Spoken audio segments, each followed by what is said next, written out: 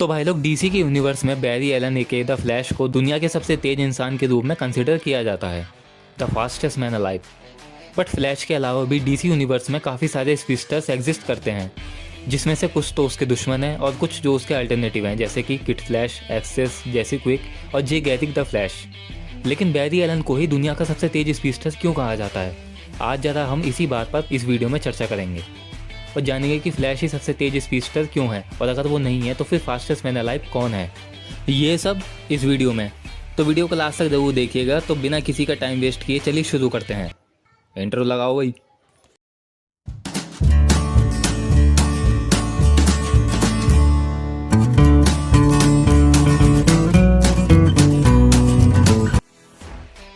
तो इस वीडियो में हम अलग अलग सिनेरियोस को साथ लेकर चलेंगे, जिसमें शामिल होंगे डीसी के CW शो का द फ्लैश और डीसी एक्सटेंडेड यूनिवर्स का द फ्लैश। तो सबसे पहले हम बात करते हैं CW शो के द फ्लैश सीरीज़ की, जिसकी स्टार्टिंग में ही हमें बताया जाता है कि फ्लैश ही दुनिया का सबसे तेज इंसान है, और वो खुद भी ये बात मानता है जब तक कि वो रिवर्स फ्लैश से नहीं भिड़ता। और भिड़ते ही वो समझ जाता है कि वो इस दुनिया का सबसे तेज इंसान नहीं है। बट क्योंकि बैरी उस वक्त अपने इनिशियल फेज़ में होता है, तो उसे अभी तक अपनी फुल कैपेबिलिटीज़ के बारे में ज़्यादा कुछ पता नहीं होता। बट सीज़न के एंड तक वो काफ़ी तेज़ हो जाता है और रिवर्स फ्लैश को भी हरा देता है, और रिवर्स फ्लैश को वो कई बार हरा चुका है। और यहाँ इंटरेस्टिंग बात यह है कि रिवर्स फ्लैश ने ही बैरी को ट्रेन किया है, मतलब कि थॉर्न चचा ने खुद ही अपने पैरों पर कुल्हाड़ा मार लिया, बैरी को खुद से भी तेज बनाकर। खैर, अब आगे सीज़न 2 में हमारी मुलाकात कराई जाती है जूम से। जूम एक दूसरे यूनिवर्स से आया स्पीडस्टर था, जो बैरी की पावर्स को एब्जॉर्ब करने के लिए अर्थ 1 पर आया था, और ये फ्लैश से ज़्यादा पावरफुल और तेज स्पीडस्टर था। बट एक एपिसोड में बैरी टैक्योन डिवाइस की मदद से जूम से 4 टाइम्स फास्ट हो जाता है। वो इतना तेज़ दौड़ता है कि दौड़ते दौड़ते दूसरे यूनिवर्स में चला जाता है, और आखिर एंड में जूम की और बैरी की रेस होती है और बैरी उसको हरा देता है। और इसी सीजन में हमें जे गैरिक का द फ्लैश भी देखने को मिलता है, जो कि अर्थ 3 से बिलोंग करता है। बट अब आता है एक बहुत बड़ा turning point, the flash point. इसके बारे में तो आपने सुना ही होगा, अगर नहीं तो आप मुझे कमेंट बॉक्स में बता सकते हैं। मैं फ्लैश पॉइंट के ऊपर एक स्पेसिफिक वीडियो बना दूंगा। सीजन 3 में फ्लैश पॉइंट की वजह से हमें और नए स्पीडस्टर्स देखने को मिलते हैं, जैसे कि वॉली वेस्ट और जेसी क्विक, और हमें एक नया सबसे खतरनाक विलन देखने को मिलता है, सवितार।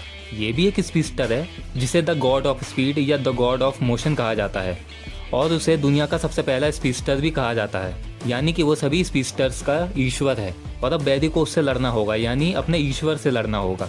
और अगर बैरी इसे हरा देता है तो लिटरली वो फास्टेस्ट मैन अलाइव होगा। और यही सीज़न हमें बताता है कि दुनिया का सबसे तेज इंसान कौन है। तो होता यह है कि फ्लैश फिलोसोफर स्टोन को स्पीड फोर्स में थ्रो करता है और गलती से फ्यूचर में चला जाता है, जहां वो देखता है कि सवितार ने आयरिस को पकड़ रखा है और वो उसे मारने वाला है। और फ्लैश उसे नहीं बचा पाता, क्योंकि वो इतना तेज़ नहीं होता कि वो आयरिस को बचा सके। और ये सब देखने के बाद वो पास्ट में आकर ये तय करता है कि फ्यूचर में जो भी हो, बट वो रिस्क नहीं लेगा और वो अपनी स्पीड को और भी तेज़ करेगा ताकि वो आयरिस को बचा सके। बट उसे आयरिस को लगभग 0.21 सेकेंड्स में बचाना होगा, और क्योंकि उसे लगता है कि वो इतनी तेज़ आयरिस को नहीं बचा सकता, तो वो इस काम के लिए वॉली से कहता है। और फिर वॉली, जेसी और फ्लैश वो तीनों इसकी प्रैक्टिस करने लगते हैं, जिसमें उनका टारगेट होता है कि कितने कम टाइम में आयरिस को बचाया जा सके। और वॉली वेस्ट इसमें सबसे कम टाइम लेता है, जो कि होता है 0.21 सेकेंड्स, जो कि आयरिस को बचाने के लिए काफ़ी होता है। और क्योंकि वो फ्लैश से भी तेज़ होता है, और इस तरह वॉली वेस्ट बन जाता है द फास्टेस्ट मैन अलाइव। बात करें बाकी कैरेक्टर्स की, तो जैसे क्विक और एक्सेस ये भी काफ़ी तेज स्पीडस्टर दिखाए गए हैं, बट ये बैरी एलन के फ्लैश जितना तेज़ नहीं कंसिडर किए जाते। और रही बात जे गैरिक की, तो शो में वो अब बूढ़े हो चुके हैं।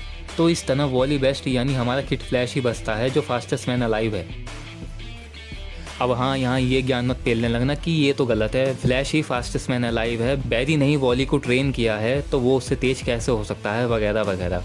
तो देखो, इस बात को मैं भी समझता हूँ कि गुरु गुरु होता है, चेला चेला होता है, लेकिन ये भी तो देखो, आज के टाइम में गुरु चेले का भी गुरु बन जाता है। एक छोटा बच्चा 13 साल की उम्र तक आते आते अपने बाप का भी बाप बन जाता है। कलयुग है भाई। और हाँ, डीसी कॉमिक्स में भी ये बात रिवील की गई है कि वॉली वेस्ट ही सबसे तेज स्पीडस्टर है। पर अब भी सवाल यही है कि शो में फ्लैश को ही फास्टेस्ट मैन अलाइव क्यों कहा जाता है, जबकि वॉली वेस्ट सबसे तेज़ है? तो इसका सीधा साधा जवाब यह है कि वॉली को फ्लैश सीरीज़ में कभी कभार ही अपीयर किया जाता है, वो हमेशा इस सीरीज़ में नहीं रहता, बिकॉज वो अब लेजेंड्स ऑफ टुमारो टीम का हिस्सा बन गया है। तो इस तरह हम मान सकते हैं कि फ्लैश की टीवी सीरीज़ में बैरी एलन को ही सबसे तेज इंसान कंसीडर किया जाता है। तो अब ज़रा बात कर लेते हैं अपने DCEU के इर्जा मिलर वाले बैरी एलन की। तो डीसी की मूवीज़ में फ्लैश अभी तक जस्टिस लीग और बैटमैन वर्सेस सुपरमैन में दिखाया गया है, बट यहाँ किसी भी मूवी में फ्लैश को फास्टेस्ट मैन अलाइव के टैग से कन्फेस नहीं किया गया है। बट CW शो के फ्लैश की तरह मूवीज़ में बैरी एलन के अलावा कोई और स्पीडस्टर नहीं दिखाया गया है। वेल, हो सकता है कि फ्लैश की आने वाली मूवी फ्लैश पॉइंट में हमें कोई और स्पीडस्टर देखने को मिल जाए, और कोई देखने को मिले ना मिले बट रिवर्स फ्लैश हमें देखने को मिल सकता है, क्योंकि जस्टिस लीग में दिखाया गया था कि बैरी एलन के डैड जेल में है और वो जेल रिवर्स फ्लैश की वजह से ही जाते हैं। तो रिवर्स फ्लैश को फ्लैश पॉइंट में देखने की पॉसिबिलिटी भी बहुत ज़्यादा है। तो अभी के लिए तो DC एक्सटेंडेड यूनिवर्स में बैरी एलन ही दुनिया का सबसे तेज इंसान है, और इसका सबसे बड़ा एग्जाम्पल था जैक स्नाइडर की जस्टिस लीग का क्लाइमैक्स सीन, जहाँ उसने टाइम को ही रिवर्स कर दिया था। और हाँ, अब ये सवाल मत पूछना कि सुपरमैन और फ्लैश की रेस में कौन विजेता होगा, तुम अच्छी तरह जानते हो कि कौन जीतेगा। तो हमारे दोनों ही फ्लैश अपने अपने यूनिवर्स में फास्टेस्ट मैन अलाइव क्यों है, मैंने आपको एक्सप्लेन कर दिया। और क्या आप मेरी थ्योरी से एग्री करते हैं, या फिर आपके पास और भी रीजंस हैं इन्हें सबसे तेज कहने के लिए? कमेंट्स में इसके बारे में मुझे ज़रूर बताइए, और आपकी जो भी थ्योरीज़ हैं उनके बारे में मुझसे ज़रूर शेयर कीजिए, मुझे सच में बहुत अच्छा लगेगा।